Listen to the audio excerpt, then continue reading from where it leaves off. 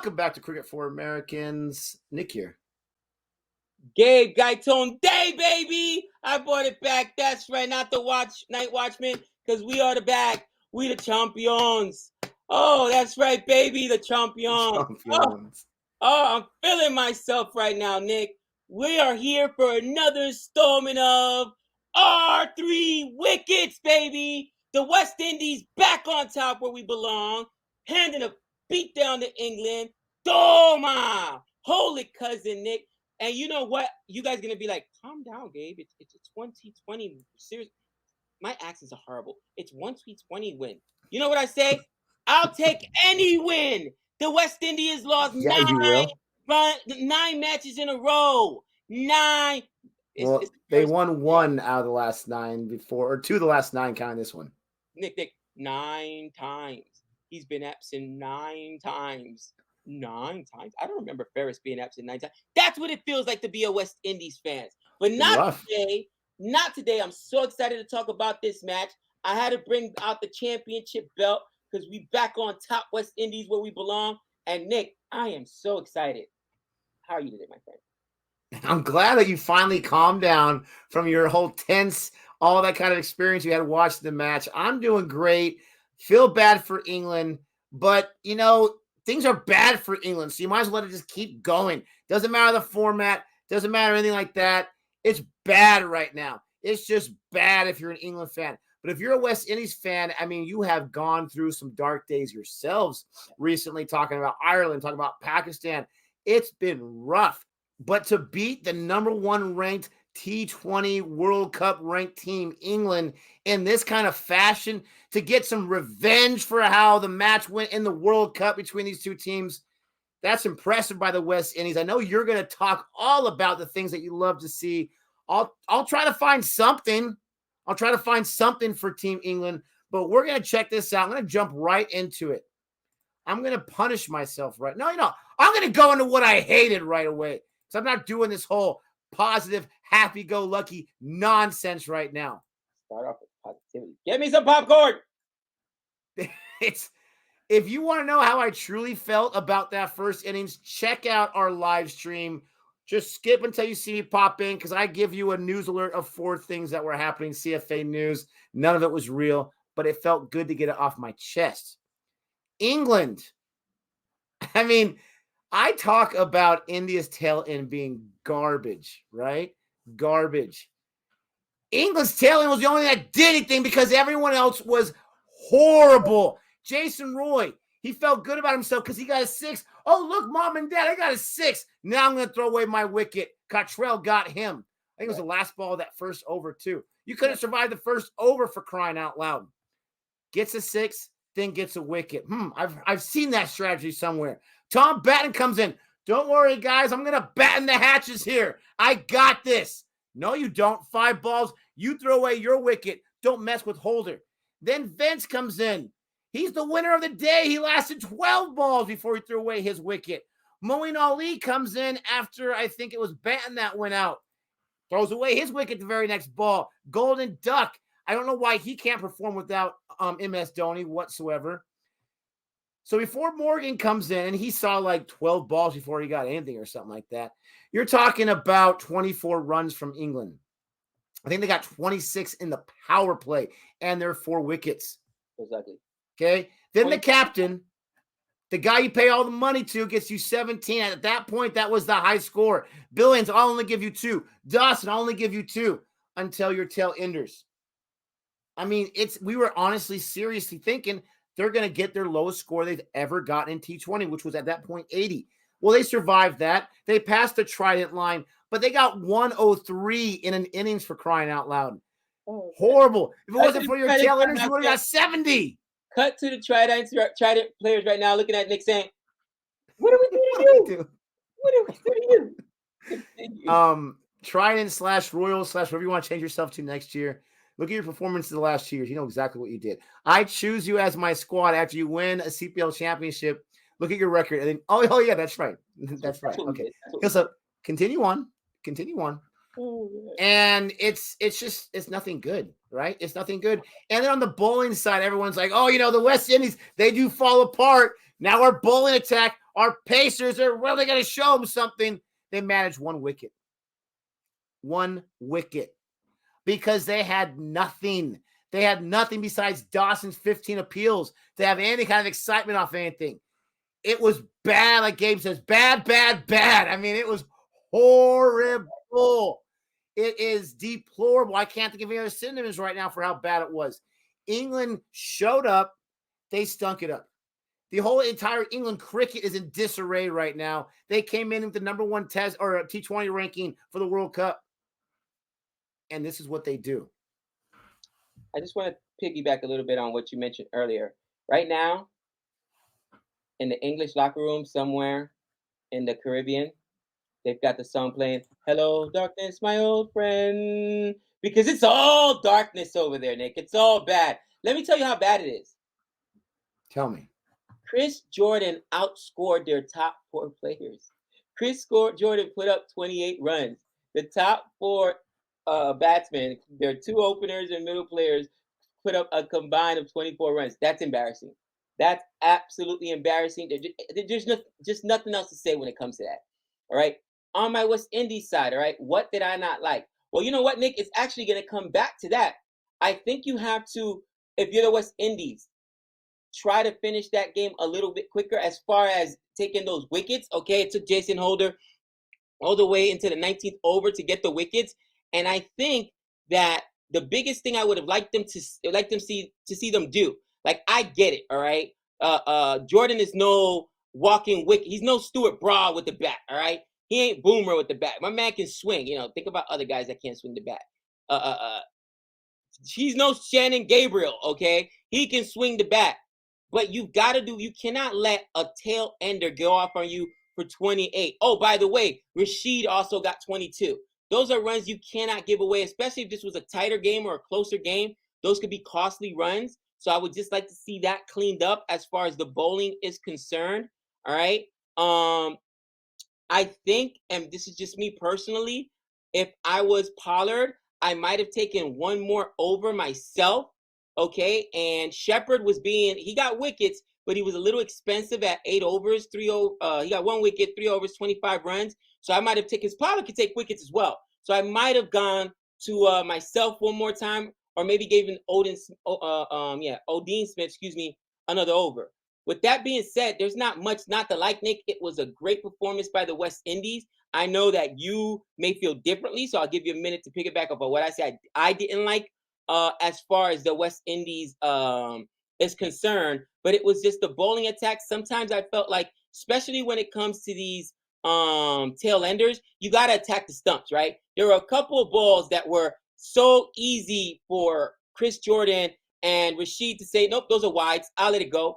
You're going to have to attack the stumps. Get these guys out, all right? And maybe not Chris Jordan, because you know he's I called him an all-rounder, honestly. The guy can actually swing the bat. But Rashid, you can't let him go off on you for 22 runs on 18 balls, Nick. That just can't happen. For me, that's the only thing I didn't like. Yeah, I mean, I can't imagine even you can come up with too many negative things about that. So that doesn't surprise me at all. I'm surprised you took a few minutes to say something about what you did not like. All right, so role reversal. Let me find something that I liked. You kind of already mentioned it right there, right? I'll wait. 30 seconds or less. Adil Rashid and Jordan. It's fantastic that they were able to say, like, guys, we are losing our wickets like crazy. Can we build some stability right here? Can we try to prevent them from being bowled out? Even they couldn't, but they tried. 50 runs combined for them, not at the same time. Jordan lost the week before Rashid did, but if you combine their 2 scores, 50 runs right there, and right there, both of them had a higher score than anyone else. Anyone else that they decided to put on this side, even though some guys are missing from this side, doesn't really matter. And that goes to my point about them being a top rank. I get it. There's a lot of guys missing from that top rank, but still, you got to have some depth. And I guess England's been really, really had recently that they don't really have any kind of depth. Now, talk about the bowling side. Liam Dawson, never heard of this kid before in my entire life. He had a low economy rate. That was something good. He was able to, I guess, keep them off balance. I don't think you can put too much in stock into that because, again, the West Indies were taking their time. They were not going to lose their wickets. They were not going to have a collapse. And so it could have been circumstance that when Dawson was out there bowling that they weren't being too aggressive. I don't think so. I think he was able to do something. We'll give him a little bit of positivity, a little bit of love right there. Like Gabe, the West Indies players are terrified of Rashid. He got himself the lone wicket, and he only gave up 21 runs. Those are a few highlights. But this match, it was just bad. The fielding wasn't too bad, though. I'm not going to lie. There could be some better throws on runouts, but the fielding wasn't too bad. But there wasn't too much to like for me. Sorry. I mean, all I got to say is this. Rashid better make sure whatever restaurants he's eating in the West Indies, they don't have any fans or don't recognize him. He better go shopping with an alias on because, we hate Rashid. Oh, we hate Rashid. Or you give him too much good food, right? To where he overeats and he can't play the next day. Ooh, I like it. I got to make a phone call. We'll call it our Rashid plan. Oh, man. Nick, I got to get to what I liked, okay? And here it comes. Stream, you had myself, Renil, Dan Antonio, tons of West Indies fans in there, and we were nervous. And you're like, "Are you guys kidding me? This thing is out." We were nervous, Smoke, because to your point, we talked about this earlier, guys. In West Indies before this match, were in the last 9 had only won 1 match. This now makes them in the last 10 matches they've won 2. It's been ugly. It's been absolutely ugly to see across all formats, by the way. T20, Test, ODI. So you almost expect them to lose at this point because to Nick's point, this was the #1 team. Yeah, were they missing a Butler that would be here or Bairstow? But they had Jason Roy. All right, Jason Roy was there. They also had their captain, Owen Morgan. They had Moeen Ali. He's a part of that team. They had Billings. So it's not like they had Chris Jordan. That's their specialist death bowler. They had Rashid. Oh, I hate you, Rashid. I hate you. Guys, Rashid plan A-B, just in case he doesn't eat enough. We're not going to tell you what that is, Nick. I can't say that over the air. I have Los Federales knocking on my door. Did you implement spicy food? I don't know what you're talking about. We'll have him in the bathroom with Pepto-Bismol or something, bro. No, I'm joking, man. But honestly, so there were still a lot of English players here. So I was worried. I've seen West Indies batting collapses, Nick. We saw in the World Cup, in the WTC World Cup, or the T20 World Cup, excuse me, them go up against this very English team for 55 runs. 55 runs. That's in them. And what I loved was the balance and the approach. Yes, I get it, Gabe. They weren't chasing a big score.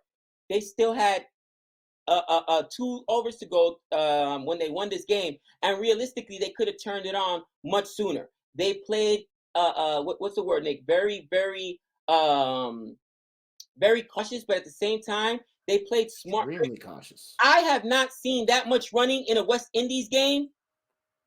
I don't know. I got confused. I said, "Is this New Zealand? Strike rotation, baby. Is this India?" And look, guys were out there running. Okay.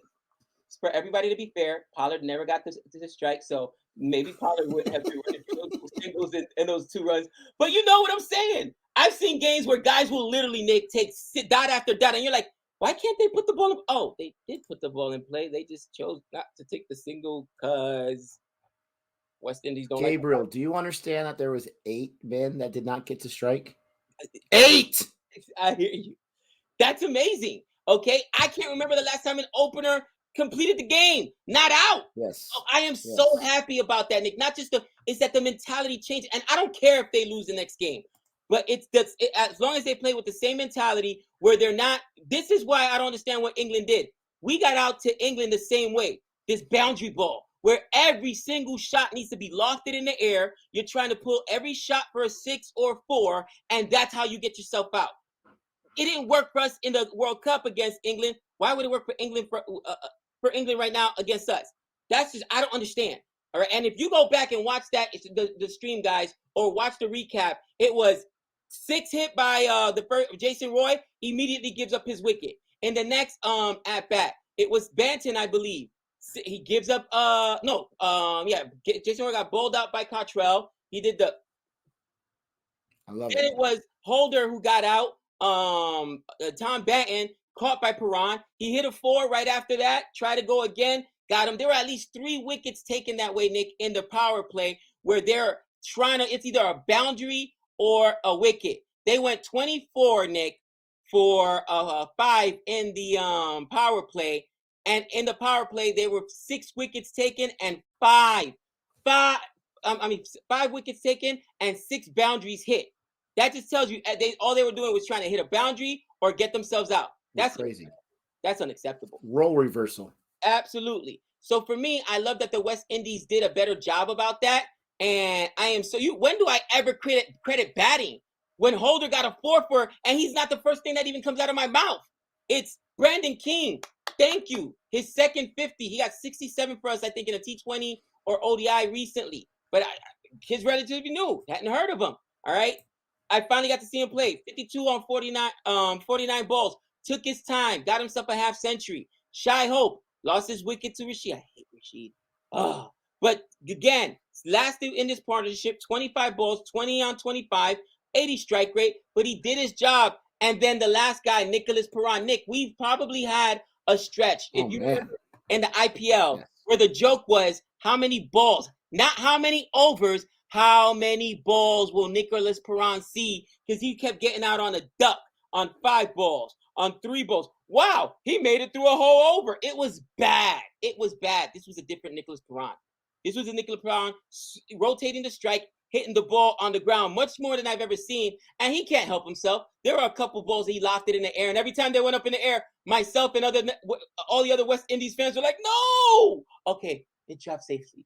But I'll take that discipline, Nick. I'm so happy. And then, of course, the last thing I like, Jason Holder. Why is Jason Holder so underrated, Nick? The IPL pays this guy to sit on the bench because the Sunrisers didn't know what he had, even though every time he played for the Sunrisers, he ended up getting himself wickets. I think he got a couple half centuries for them. I don't understand. He needs to be recognized as one of the best all-rounders in the world. He's not Jadeja, because you know Jadeja can not only ball and hit, but field, and he's a bigger guy. He's a decent fielder, all right? But he's up there, especially because of the decline we've seen lately with the Ben Stokes. I think he's a much better bowler than Ben Stokes. Ben Stokes is a much better hitter. But that's the kind of respect you got to put on this man's name. Jason Holder, respect. And finally, last but not least, because I got to give the bowling love, we got to see 2 Cottrell celebrations. Just the former military man. I love it, Nick. The bowling did their job. I don't know what else to say other than continue to do this, West Indies. Learn from this game. And please continue to implement this. Pollard, who runs, who's the T20 captain, obviously, ODI captain as well. And maybe we can even transition this back to Test Holder, where the mentality's got to be, guys, we've got to start playing sensibly. This is not a super over where you're just trying to put up runs and hit sixes. This is not an exhibition contest. Play the long game. Nick, what did you learn today, my friend? Honestly, I'm not going to lie. I'm trying to search. I'm trying to search for something to learn from because it's just, it's tough. I want to know, and this is like the best I can do. I want to know what Chris Jordan's mentality was because he seemed like he was very locked in. He seemed like he was focused. And I get it. T20 as a bowler, death specialist, he is, I don't even know if he's considered an all-rounder. He doesn't get too many opportunities in T20I to bat, right? But his entire career in 71 T20 matches, he scored a total of 296 runs. His high score was 36, so he didn't reach his high score today, but he got darn near close to it. But his strike rate is 132, so I mean, when this guy gets a chance, he gets a chance. But there's really not much you can learn from that because what's the idea? Everyone lose your wicket so he can get a half century? I don't think so. It's crazy. One thing I definitely did learn, and it was not something new but solidified, is the approach that you already mentioned. You go for a boundary, you lose a wicket. Stop that nonsense. Absolutely stop it. The West Indies, they can't have their game plan be rotation of the strike on singles like they did today because they're not always going to be chasing such a low score. They've got to amplify it a little bit. But the biggest thing I learned was this, and it's about the West Indies. people are wondering, people are freaking out, people are scrambling. To your point, everyone had PTSD in this match, even though it was a foregone conclusion they should win this match. But whatever's going on now, prove that the West Indies, they do have strategy. They have a plan of attack. And whether there was long conversations or this or that, not sure what it was, they played this amazingly. They were playing that violin. That's how they were playing England. It was absolutely beautiful. It took great performances like Brandon King, like you said, it was the second half century. But it was just an amazing chase. It was a little boring to watch as a cricket fan, but at the same time, if you're a true die-hard cricket fan, you loved the strategy of it. Nick, that's all I got. I'm gonna make it really simple. All right, you kind of hit the nail on the head. What I learned, and I kind of mentioned that earlier. I already knew that approach didn't work. The boundary ball, where every ball you're hunting for boundaries, that's just not going to work, okay? But what I do want to talk about is that this England team, again, there was maybe 3 names missing. Butler, Bairstow, and maybe Chris Wilkes, right? They still had a good chunk. At least 67% of this team is still there, all right? Oh, and Jofra Archer. So I'd say about 60+% of this team is still there. My point is, that even with injuries, you're still the number 1 team in the world. You came in ranked the number 1 T20 team in the world. You also performed very well in the World Cup, right? The WTC World Cup. This tells me that the West Indies weren't prepared. And Silverwood, actually, after that test match in Australia, right? After the Ashes, he did not travel with his team because he needed a mental break. Obviously, the pressure he's dealing with. But again, Nick, coaching regimes are the same. He's taught his coaches beneath him the same. And I still see that lack of fight, that lack of hustle, disinterested. I think you might have mentioned, somebody in the chat mentioned, they almost look like disinterested in this game. I feel like right now England's in a bad place and it comes from up on top. What are you going to do? You're going to replace all the players? No, you can't do it. All right, if it was just 1 or 2 players that are struggling, yeah, you can drop 1 or 2 guys. But are you going to drop everybody across all formats? Buy Stokes, buy Wokes, buy Billings, buy Moeen Ali, buy Jason Roy, buy Rory Burns. Okay, that one is probably going to stick. But you can't drop everybody. So at some point, as the head coach and the coaches, you got to start taking accountability and saying, what happened? Why aren't we preparing it? You probably came in as an England fan thinking, we're the number 1 team in the world. West Indies just embarrassed itself in the World Cup, the T20 World Cup. These guys went out 55 for all against us. And yet, you use the same approach that got that 55 all out? Did coaching not remind them, this is what happens, guys? Take your time. We've got good bowlers. Like, Nick, I think that the entire coaching staff for England has to be cleaned out. They need to bring in a new regime. That's my personal opinion, because I'm seeing more of the same with this England team where they're disinterested when they go out and play. And I think that stems from all the turmoil going on in the locker room. Absolutely. It's crazy. It's bad. It's super tough right now. And it is what it is. They just got to fight through this. It's kind of interesting. India's kind of going through a similar thing in a different way. I don't think it's nearly as dramatic Not as bad, but they're going through some stuff, yeah. But they're going through their own stuff right now. And at least you could attribute that to a captaincy change and across all formats. It's tough right now for him. Is it me? Have I just damaged both of these teams? The Brahmi Army is gonna blame you. They travel, Nick. They travel because we saw them out there in the Caribbean. So they'll come. I gotta put a sign on outside my house, not Nick's house. I mean, they're gonna come, and I'm not sure how effective that will be. It's crazy, but I do love seeing teams, whatever the team is, like a West Indies, bounce back and be able to put together and build. You know how much confidence those players have got to have right now after this match? I mean, like you said, 2 wins in the last 9 matches across all formats. Very, very tough. Great to see CFA Nation, a whole lot of new faces join us on the stream today. Thank you so much for that. Please don't forget to like and subscribe. Like this video, push it out there. Let us know what you want us to check out and talk about next time. And with all that being said, until next time. That's 6 runs.